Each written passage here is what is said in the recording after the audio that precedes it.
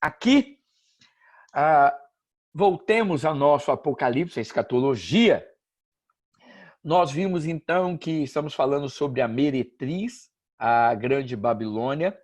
Ela nos é apresentada, ela é aquela que se prostitui, ela é aquela que se vende, é aquela que vem montada na besta, ou seja, com poder político. Ela tem uma autoridade também política, está usando dessa autoridade e ela seduz a humanidade, ela tem uma influência em todo o mundo. E aí, como nós vimos, lá em Apocalipse, capítulo 17, versículo 16, nós temos um momento em que o texto nos traz uma surpresa. Porque a ideia é que as coisas andassem tudo bem, que aquele reino do mal unido, ele continuasse a prosperar e chegasse, né, ao cume daquilo que eles desejam. Só que nós lemos o seguinte, que a besta, ou seja, o anticristo, se torna inimigo da meretriz. Ele se torna inimigo da meretriz. Diz assim Apocalipse 17, 16. A besta e os 10 chifres, olha só, não somente a besta, que aqui, quando fala essa besta aqui, está falando do anticristo, mas também os 10 chifres, que significa o quê? As nações ou aqueles que estavam dando suporte de governo, né? Nós já falamos sobre isso lá atrás, a gente não vai ficar voltando, só para deixar claro. Então, a besta e os 10 chifres, que são o quê? Aqueles governos que vão estar dando suporte para o anticristo, eles, então, a Bíblia diz assim, olha, a besta e os 10 chifres que você viu odiarão a prostituta. Então, é interessante, a meretriz aparece montada em cima de quem? Em cima da besta, né? Note que o seguinte, ela vem montada em cima. É como se ela estivesse uma autoridade ou até usando da sua influência, uma influência maior até do que o próprio anticristo. Entendem isso? Ela é como se tivesse, olha, eu estou aqui com poder, eu tenho uma autoridade sobre a besta e também sobre os chifres. Ou seja, eu estou acima tanto do anticristo como dos governos. Então, durante um tempo, o que o anticristo e esses chifres fazem? Aceitam esse domínio. Aceitam isso. Mas aqui no versículo 16 diz assim, a besta e os 10 chifres que você viu odiarão a prostituta. Eles a levarão à ruína e a deixarão nua. Comerão a sua carne e a destruirão com fogo.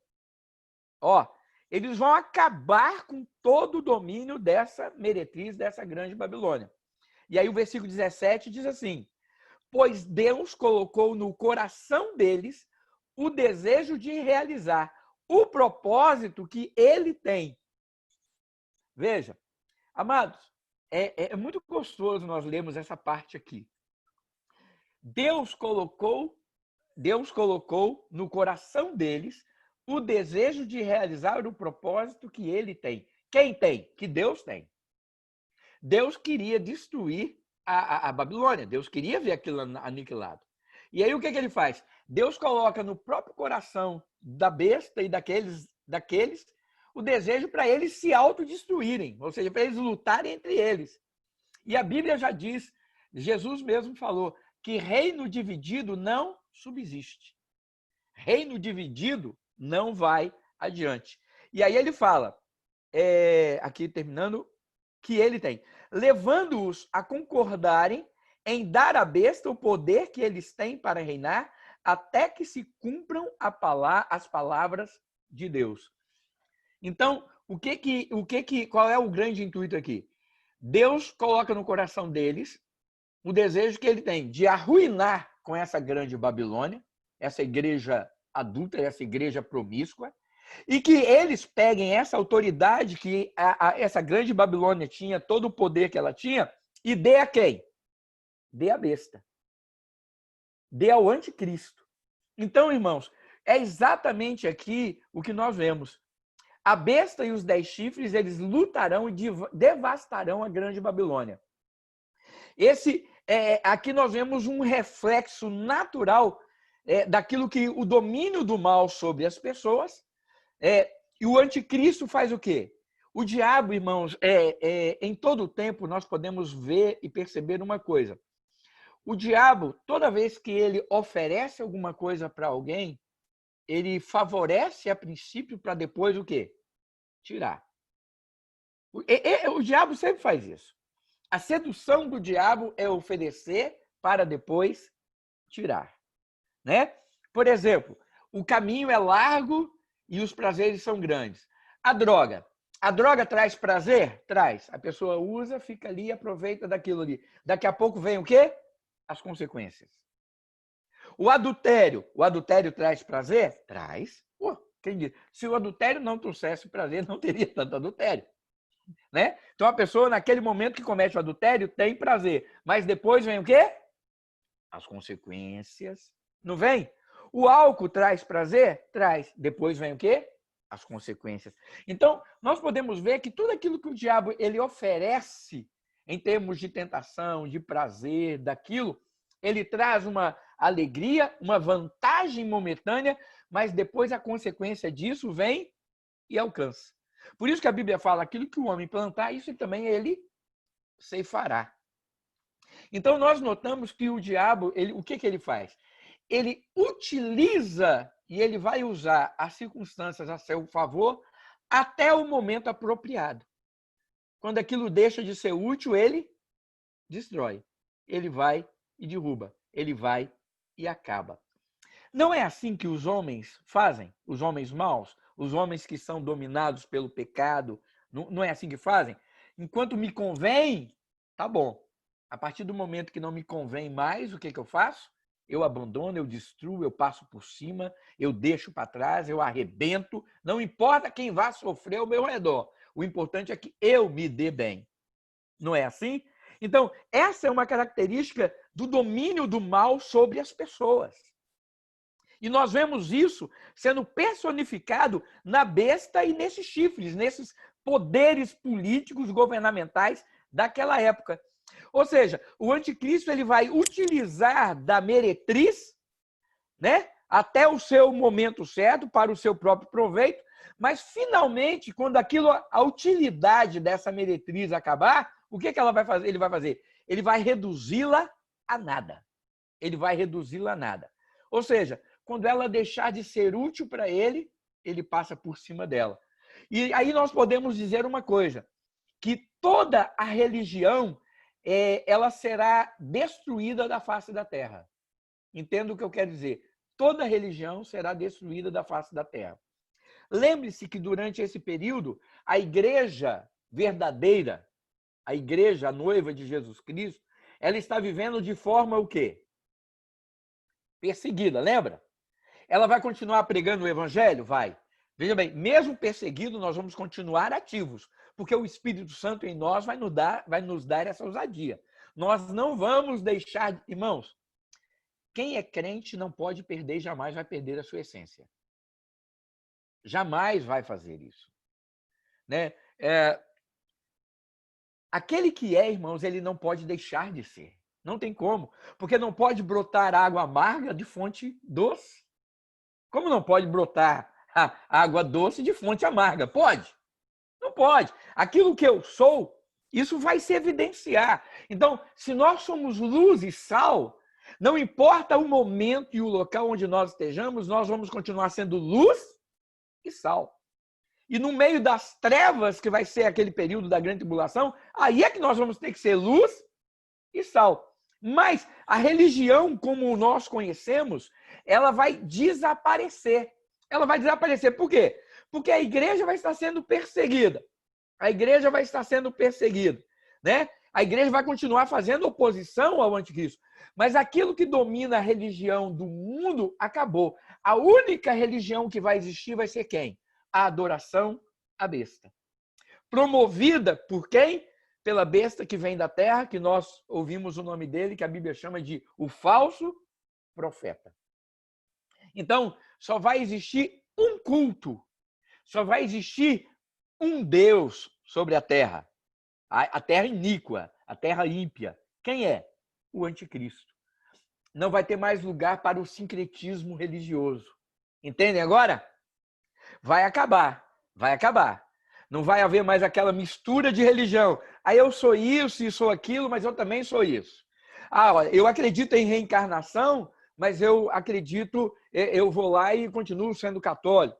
Ah, eu sou um evangélico, mas que eu acredito que precisa jogar óleo ungido na cabeça da pessoa para a pessoa ser livre do pecado, passar lá debaixo, pisar em sal grosso para ser liberto do pecado. Não, irmãos, isso aí vai acabar. Não vai existir mais isso. O sincretismo da Grande Babilônia vai ser totalmente destruída. E aí o que vai acontecer? Vai existir, então, uma só religião, um só Deus. É o que a Bíblia fala em Apocalipse, que diz que o anticristo se assentará no trono do Senhor, lá dizendo do templo, né? Ele vai se assentar e vai dizer o seguinte: agora que quem manda sou eu, agora que quem é Deus sou eu. E as pessoas irão cultuá-lo, irão adorá-lo, irão servi-lo. Por isso que terão a marca da besta na fronte e na mão direita. Por quê? Porque vão seguir aquela ideologia, vão fazer aquilo que está predeterminado por eles. Então, irmãos, uma coisa que a gente vê que vai acontecer é muito gostoso durante esse período de perseguição da igreja. Sabe qual vai ser? É que vai acabar, irmãos, definitivamente, as placas denominacionais. Nós não seremos mais batistas, presbiterianos, assembleianos, quadrangular, metodista, sabe? Nós não seremos pentecostais, não. A Igreja de Cristo vai ser a noiva. As placas denominacionais irão cair. Eu preguei recentemente sobre isso na igreja, falando que quando há um verdadeiro avivamento, né, rompe-se as barreiras. Porque o verdadeiro avivamento, ele não pertence à igreja A ou à igreja B. Ele pertence ao Senhor. O avivamento, quem derrama é o Senhor. O avivamento é do Senhor. O avivamento é do céu. É Deus quem faz isso em nossas vidas. Então, irmãos, não pertence à igreja A ou à igreja B. E, irmãos, quando nós falamos lá em Joel, e nós vimos já no passado, que a chuva seródia vai ter que ser derramada para que fortaleça essa igreja, para ela aguentar esse tempo mau, a parábola das 10 virgens, óleo para queimar durante o tempo de escuridão. Quando nós vemos isso acontecendo, irmãos, acabou. Eu não vou olhar para um irmão de outra igreja e ficar pensando, minha igreja é melhor do que a dele, minha igreja... Não, irmãos, todos nós vamos estar debaixo da mesma vida, do mesmo patamar. Nós vamos entender que Cristo é um em todos nós. Veja bem, eu não tenho nenhuma dificuldade, irmãos, em pertencermos à igreja A ou à igreja B, né? Não é isso que nós estamos falando. Mas naquele tempo, nós vamos ver que as barreiras denominacionais, elas vão acabar. E elas vão acabar tanto entre nós que somos crentes, como também vão acabar nos ímpios. Porque não vai existir mais budismo, zoroatrismo, não vai mais existir islamismo, não vai mais existir nada disso. O que vai existir é o quê? Um culto único a um único Deus presente nessa terra, esse Deus aqui, chamado a besta, o anticristo. Tá vendo como é que as coisas vão acontecer? Elas vão acontecer de forma muito semelhantes. Por quê? Irmãos, o diabo ele sempre tenta imitar aquilo que Deus faz. Sempre tenta. Eu tinha um professor no seminário, ele era americano. E uma coisa que ele, quando ele foi para o Brasil, que ele realmente não suportava é o giló. Aí um dia na sala de aula ele falou assim, irmãos, vocês veem, né? O diabo ele tenta imitar tudo que Deus faz. Deus fez o tomate, o diabo tentou imitar, saiu o giló. Porque aquilo não pode ser criação de Deus. Era uma brincadeira dele, né? Mas ele falava assim, Deus fez o tomate. Então, o diabo tentou imitar, saiu o quê? Giló, amargo, ruim. Aquilo, aí ele falava, aquilo não é de Deus. Não é de Deus. Aí o pessoal falava, mas aquilo é uma delícia, para quem gosta, né? Então, ele falava isso sempre em tom de brincadeira, mas eu guardei isso. E é uma verdade. O diabo ele sempre tenta imitar. né? E o grande problema é que quando ele imita, ele engana muitos. Porque muitos não conhecem o original. Viu, irmãos? Só não vai ser enganado quem conhece o original. Quem conhece o original. É por isso que a Bíblia fala o tempo inteiro que aqueles que não vão seguir o anticristo são aqueles o quê? Aqueles que têm o nome escrito no livro da vida. Esses não vão ser enganados. Então, é isso que a gente precisa, conhecer o original. Saber que aquele que nos chamou não vai nos largar jamais. Né? A Bíblia fala, quem nos separará do amor de Cristo Jesus? Nem tribulação, nem angústia, nem prova, nem diabo, nem fome, nem nudez, nem morte. Nada nos separa do amor que está em Cristo Jesus. E é exatamente isso. Se nós estamos com o nosso nome escrito no livro da vida, amados, nada vai nos abalar, porque nós conhecemos o original e não a imitação. Agora, irmãos, para quem não conhece, né? Há até quem toma Dolly pensando que é refrigerante. Há até quem toma Dolly pensando que é refrigerante. Então, irmão, imitação barata. Então, cuidado com a imitação barata. Cuidado. Aproveitei para fazer piada, né? Olha aí, ó, do Dolly, né? Mas até a propaganda da Dolly é ridícula, né? Outro dia eu estava assistindo pela internet. Dolly, Dolly. Que é aquilo, mano? Como é que... Como é que o marketing faz um marketing? Dolly. Nem no meu tempo de que suco saboroso, geladinho. Você lembra do jarrão do que suco? Quem é antigo lembra do que eu estou falando. Mas vamos lá. Gente, aí nós terminamos, então, essa parte. E aí nós vemos uma outra coisa acontecendo. Apocalipse 18, versículos de 1 a 24, nós temos uma série de acontecimentos que também estão relacionadas com essa questão da queda da Grande Babilônia. Olha só, então nós vamos ter que ler. Apocalipse 18, de 1 a 24. Diz assim, depois disso vi outro anjo que descia do céu.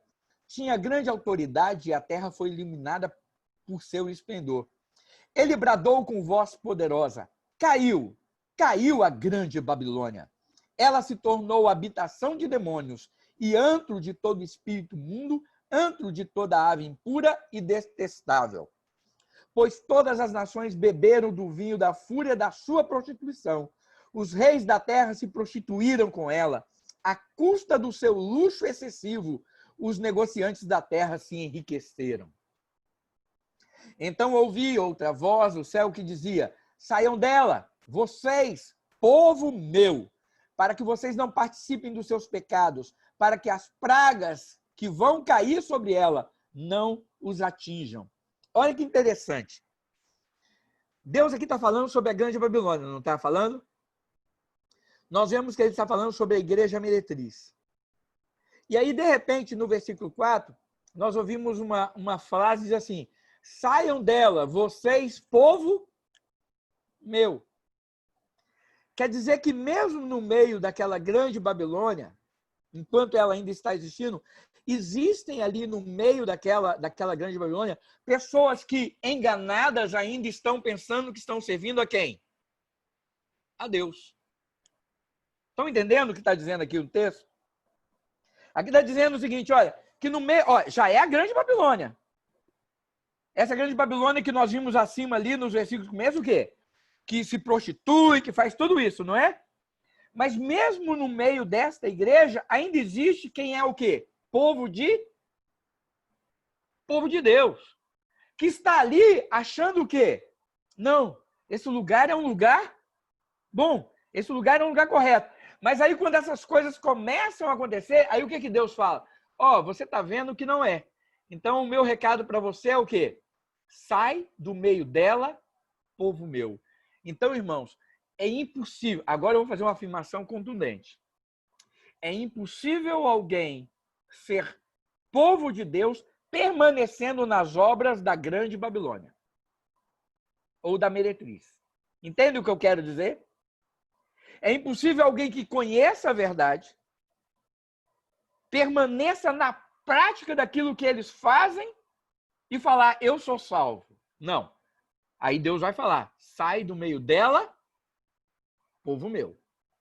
Ou seja, Aquele que está em uma igreja, vamos ser bem claros, né? Aquele que está em uma igreja, que se vende, que se prostitui, que está comercializando a mensagem do evangelho para ter proveito próprio, para ter... No meio dela, nós temos pessoas que estão ali servindo com uma fé em Jesus Cristo? Tem. Nós temos pessoas ali que estão genuinamente querendo ver o quê? A obra de Deus? Sim. Nós temos até no meio dessas igrejas pessoas, como eu falei, citei logo no começo, como Lutero. Pessoas que querem, veem que alguma coisa está errada no meio, mas querem o quê? Eu vou ser a voz que clama no deserto. Eu vou ficar aqui dentro e ser aquele que vai pregar para que haja uma mudança de vida. É errado isso? Não. Ele vai fazer isso. Mas vai chegar um ponto, é isso que a Bíblia está dizendo, vai chegar um ponto em que a Bíblia diz o seguinte: para que você não participe do pecado deles, para que você não seja conivente com o pecado deles, e para que você não sofra as consequências que eles vão sofrer, você vai ter que tomar uma posição. Qual é a posição? Você tem que sair do meio você tem que sair do meio deles.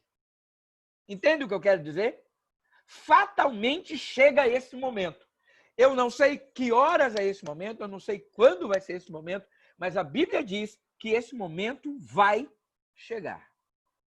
Irmãos, eu conheço a história de um homem que se converteu em um centro de macumba.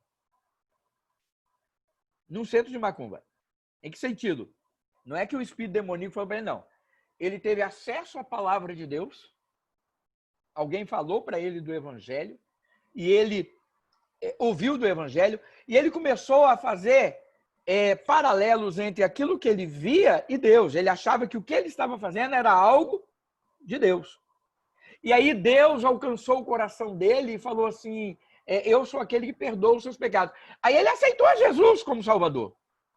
Só que ele, no coração dele, ele achou que aquilo que ele estava fazendo era algo tão bom, porque quando ele buscava os guias, ele achava que ele estava buscando a orientação dos guias para ajudar outras pessoas.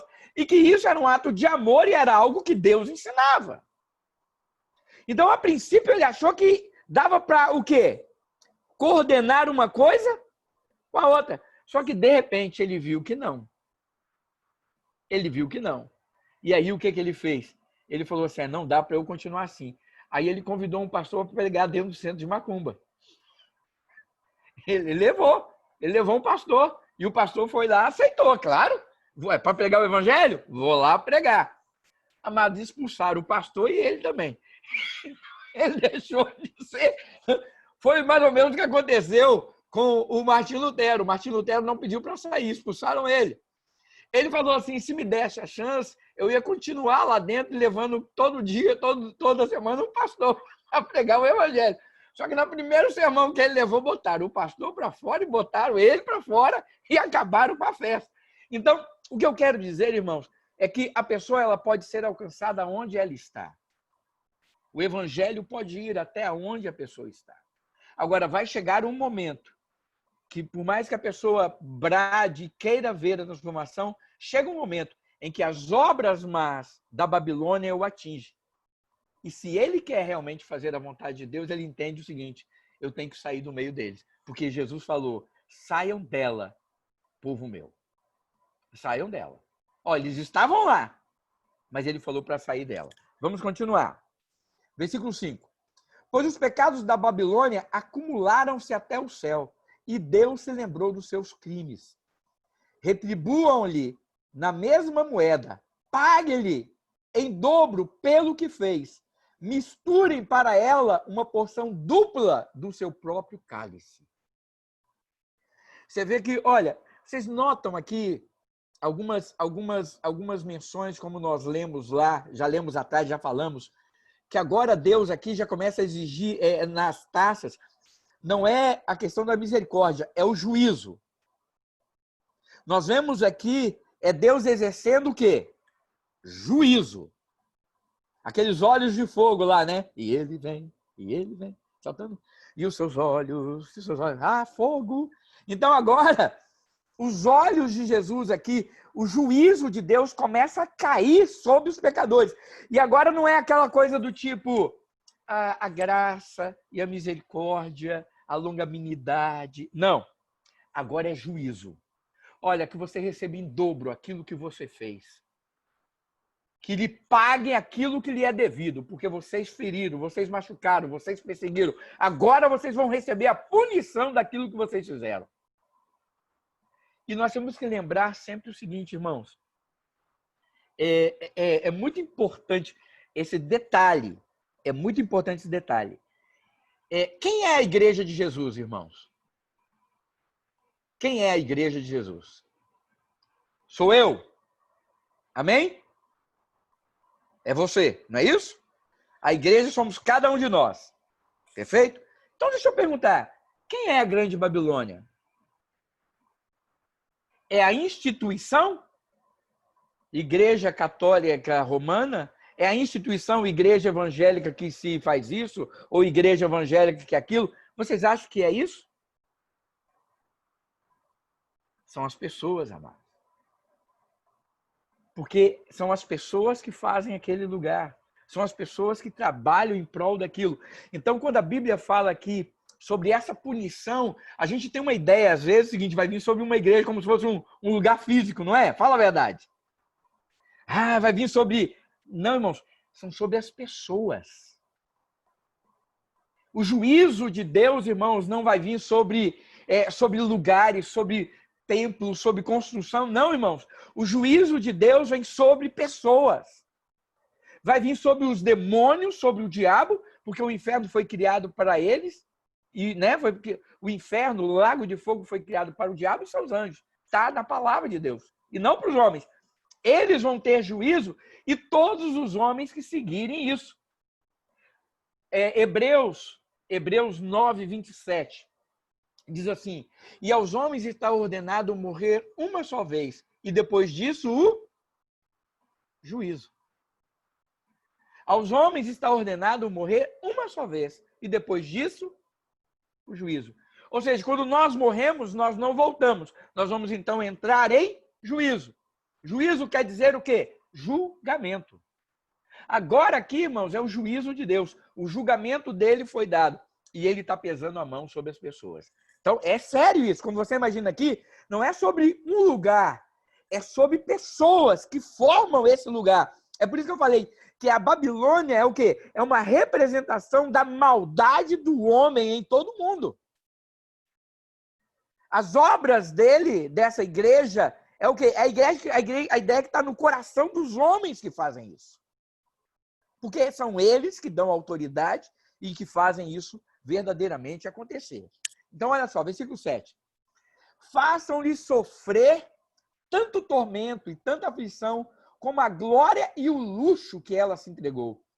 Em seu coração ela se vangloriava. Estou sentada como rainha, não sou viúva e jamais terei tristeza.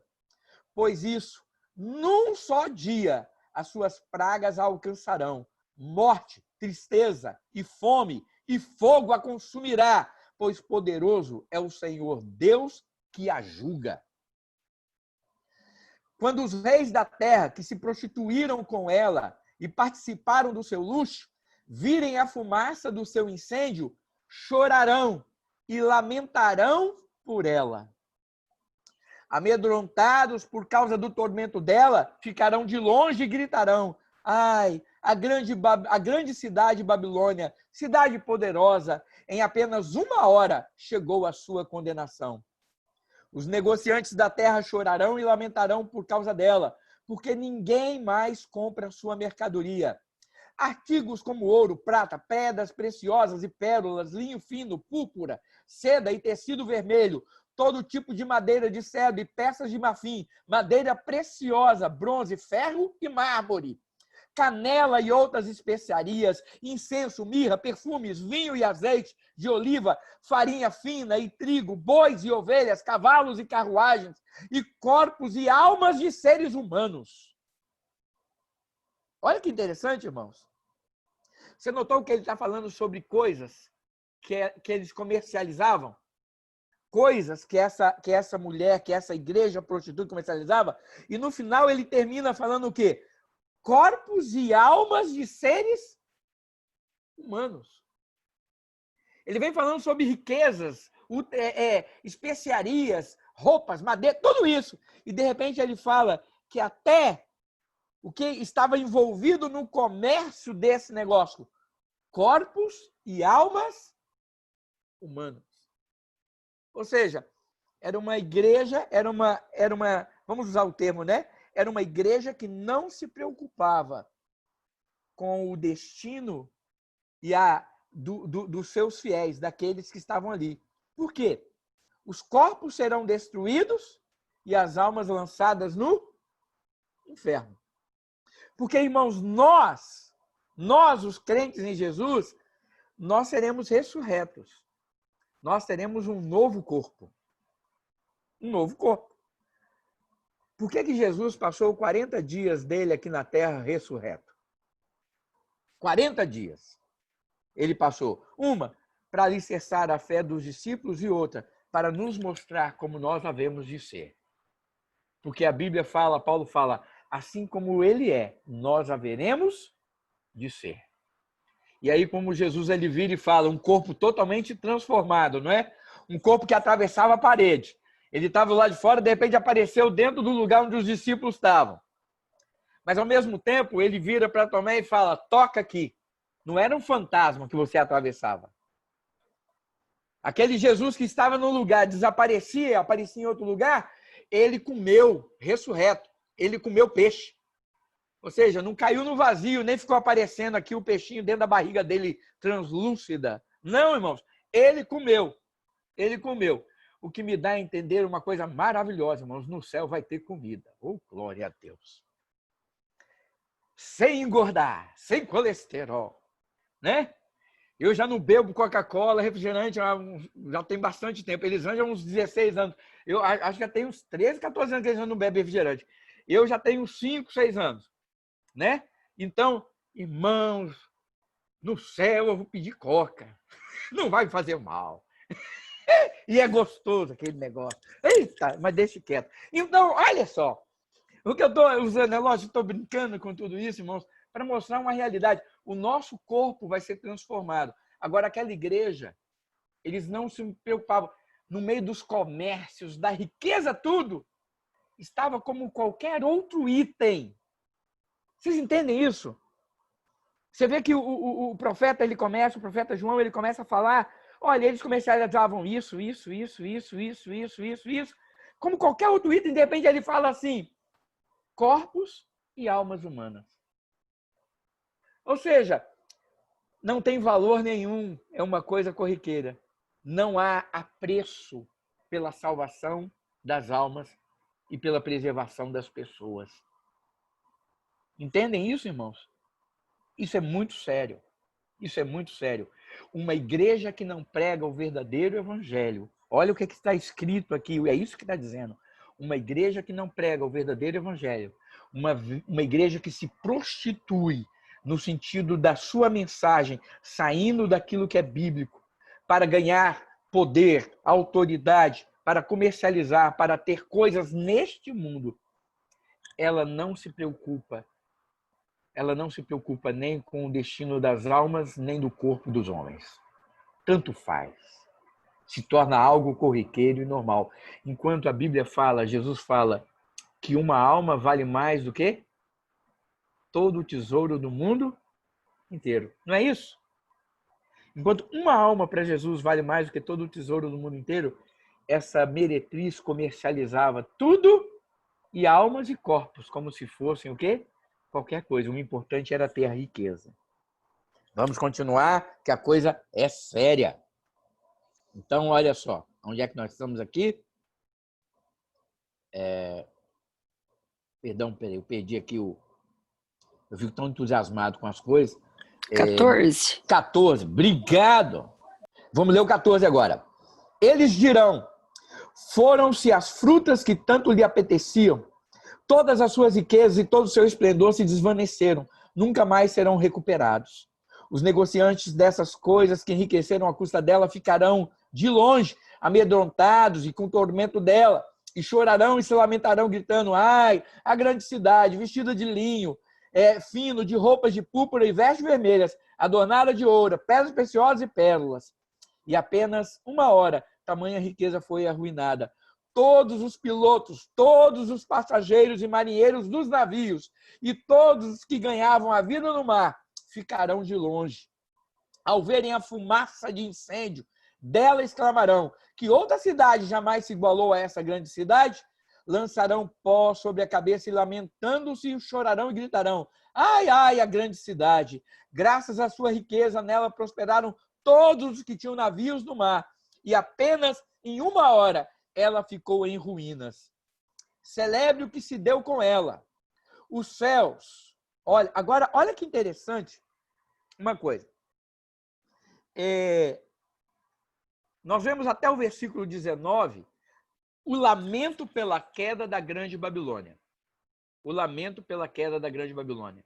E ao mesmo tempo que esse lamento, nós vemos aqui que a grande Babilônia, ela tem essa figura dessa igreja meretriz, ela aqui também representa o quê? O declínio final, a batalha. Nesse momento, nós estamos chegando perto da batalha final, da destruição final daquilo que Cristo vai fazer. Eles vão brigar entre eles, mas nós vemos também que Deus começa a exercer o seu juízo sobre essa grande Babilônia. Todos vão chorar, todos vão lamentar. Todos quem? Os ímpios. Agora, olha o que acontece no céu e com os salvos. Versículo 20 e 21. Celebre o que se deu com ela, ó céus. Celebrem, ó santos, apóstolos e profetas.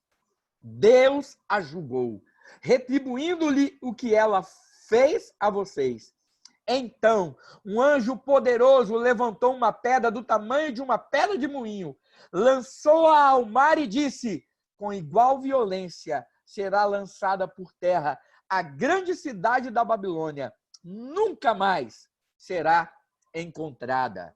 Nunca mais se ouvirá em seu meio o som de arpistas, de músicos, dos flautistas e dos tocadores de trombeta.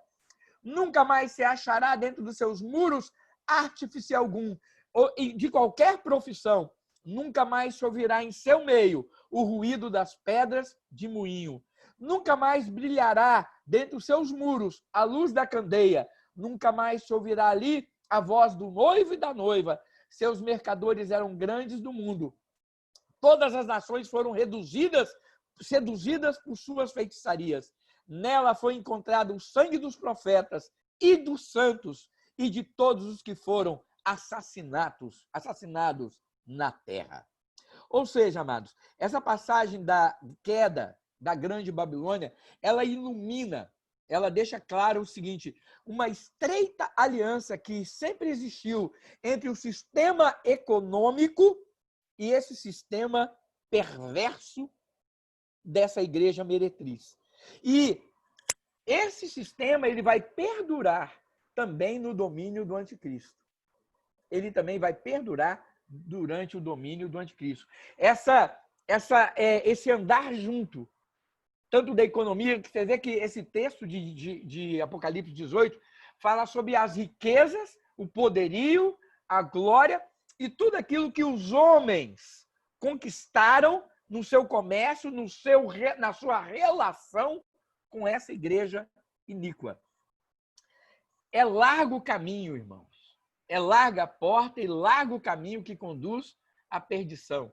As pessoas caminham por isso e andam por esse caminho, o quê? Obtendo os prazeres, os lucros e aquilo que eles querem, com facilidade. E para isso, eles não medem esforços em comercializar, em deixar, em abrir mão das verdades bíblicas, daquilo que é real, para terem e alcançarem o que eles desejam, o que o coração deles desejam. Então, irmãos, essa pressão, né, do anticristo, que ele vai fazer sobre o mundo político e sobre o mundo econômico, ele virá respaldado por essa grande Babilônia enquanto lhe for aprazível. Depois ele rompe, como nós vimos. E aí, irmãos, nós podemos chegar a uma conclusão, que nós vemos e percebemos que, quando a Bíblia diz lá em Apocalipse capítulo 13, 17, que os crentes não comerão e não beberão, não comprarão e nem venderão, lembra disso? Se não for ligado, se não tiver debaixo com a marca da besta, isso quer dizer o quê? que nesse momento a gente vê todo o poder econômico, todo o poder que a igreja do anticristo naquele momento vai ter para impedir que a gente faça isso. E como eu falei, eu não acredito que a gente vai deixar de comprar porque não tenha dinheiro. Nós não vamos comprar porque, para mim, a nossa consciência não vai permitir. Porque a gente sabe o que é aquela grande Babilônia. Tá vendo como é que vai ficando, parece que cada vez mais claro isso? Como que eu vou participar ou comprar algo que essa grande Babilônia está envolvida? Que esse sincretismo está envolvido? Que essa mistura está envolvida? Como que eu vou dar o meu dinheiro para ajudar na manutenção disso? Como que eu posso contribuir? A minha consciência cristã não me permite fazer isso. É isso que eu acho gostoso, irmãos, no cristianismo. Servir a Deus, irmãos, não é uma questão de como que eu posso dizer? Não é uma questão de normas, sabe? De leis. Nós não podemos servir a Deus e fazer a vontade de Deus porque uma igreja ou pessoas determinaram. Você tem que fazer isso, isso, isso, você tem que fazer aquilo, aquilo, outro. Não. Nós podemos e devemos servir a Deus com liberdade. Conhecereis a verdade vos libertará. Você é livre. Você é livre para fazer o que Deus quer que você faça. Como você pode escolher não fazer, porque você é livre. Todas as coisas me são lícitas, mas nem tudo me convém fazer. Eu posso fazer todas as coisas, mas nem tudo edifica. Então, eu escolho fazer. Se comer carne escandaliza o meu irmão, eu deixo de comer carne. Não é que comer carne é pecado. Eu, naquele momento, diante daquela pessoa, eu não como a carne, porque eu entendo a debilidade daquela pessoa. Está entendendo o que eu quero dizer? Então, irmãos, a liberdade cristã implica em responsabilidade. Em responsabilidade. E aí nós vemos o quê? Quando chegar a hora da gente escolher, eu não vou fazer porque eu fui mandado. Eu vou fazer porque a minha consciência não permite. Porque eu sou livre e eu sei que não edifica. Esse é o verdadeiro cristianismo. Eu não vou à igreja porque eu perco a salvação. Irmãos, ninguém perde a salvação porque não vai na igreja. Sabia disso, né? Que a igreja não salva ninguém. E ninguém perde a salvação assim, né? Nem vai perder. Ninguém se afasta de Deus, irmãos, por causa dessas coisas, não. Não é a igreja que me salva, não é nada disso. Irmãos, nós não fazemos... Olha, ninguém deixa de ser crente por não dar o dízimo. Não. Agora eu digo, é impossível um crente não dizimar. Estão entendendo o que eu quero dizer? Eu não faço para ser, eu faço porque sou. Eu não preciso fazer nada para ser crente. Tudo que eu faço é porque eu sou crente. Eu não faço para ser de Jesus. Eu faço porque eu sou de Jesus. Não fosse vós que me amaste primeiro. Olha que bonito, eu gosto muito disso. Eu não amei Jesus primeiro. Não fosse vós que me amaste. Eu vos amei primeiro. Não fui eu quem fui até Jesus. Ele veio atrás de mim, não foi? Ele veio atrás de cada um de nós. Ele veio a este mundo nos buscar. Sabe, irmãos, não somos nós, é Ele em nós.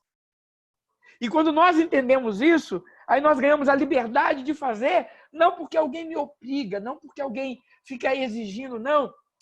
Porque eu sei que eu quero fazer porque isso agrada ao meu Senhor. Eu agrado ao meu Senhor. Irmãos, eu faço café. Eu, durante um tempo, agora não estou tanto mais, né? Eu, durante 11 anos, mais ou menos, eu levei café na cama para Elisângela todos os dias. Eu levava na cama. Na cama. Hoje eu só faço café porque ela está saindo da cama para vir tomar na mesa comigo. Mas eu levava na cama para ela todos os dias. Durante 11, todos os dias, irmãos. O café é na cama para ela. Eu nunca fiz isso para ser o amor dela ou para que ela me amasse. Eu sempre fiz isso porque eu a amo. Entende como é que é?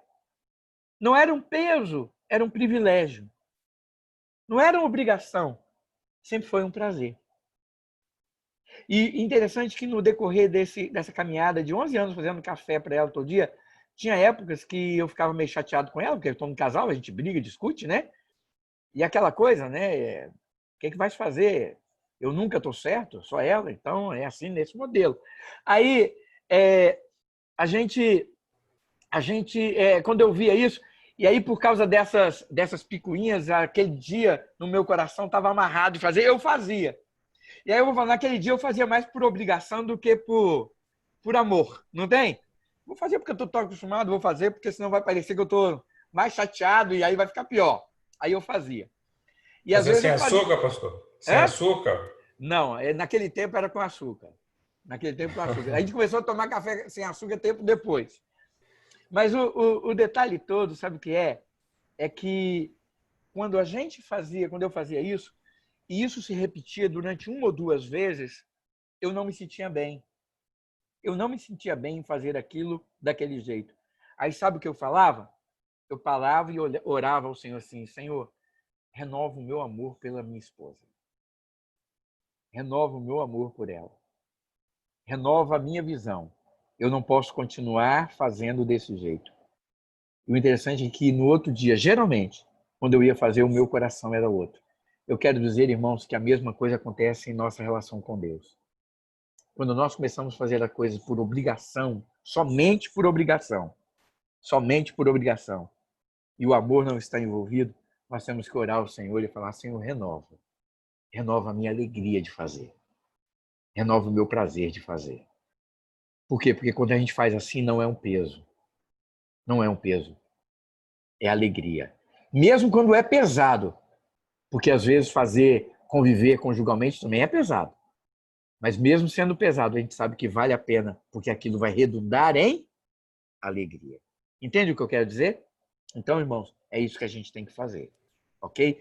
E não, irmãos, nós vamos encerrar agora e eu vou continuar esse assunto.